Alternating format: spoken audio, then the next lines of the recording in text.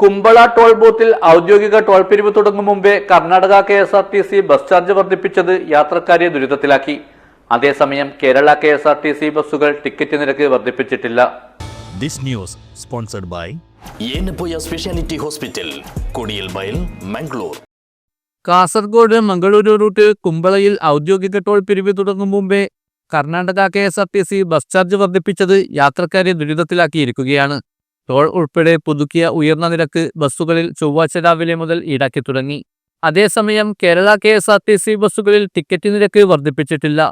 കുമ്പള മുതൽ മംഗളൂരു വരെ 67 രൂപയായിരുന്നത് ഇപ്പോൾ 75 രൂപയായും രാജഹംസ 10 രൂപ വർദ്ധിപ്പിച്ച് 90 രൂപയായും ഈടാക്കി തുടങ്ങി. കർണാടക KSRTC ടിക്കറ്റിന് 7 രൂപ വർദ്ധിപ്പിച്ച് കളക്ഷൻ ആരംഭിച്ചത് യാത്രക്കാരുടെ രോഷത്തിന് ഇടയാക്കിയിട്ടുണ്ട്.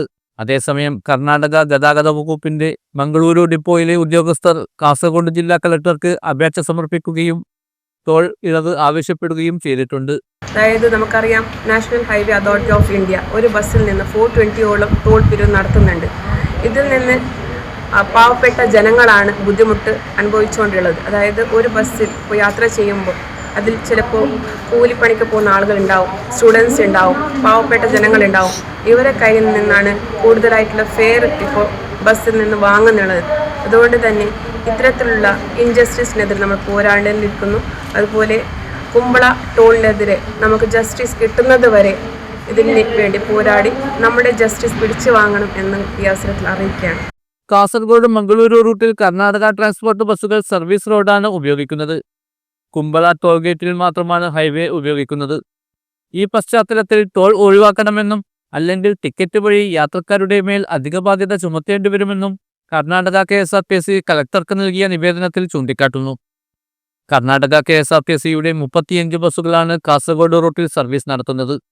ഇതിനായി പ്രതിദിനം 48,000 രൂപ ടോൾ അടയ്ക്കേണ്ടതുണ്ട്.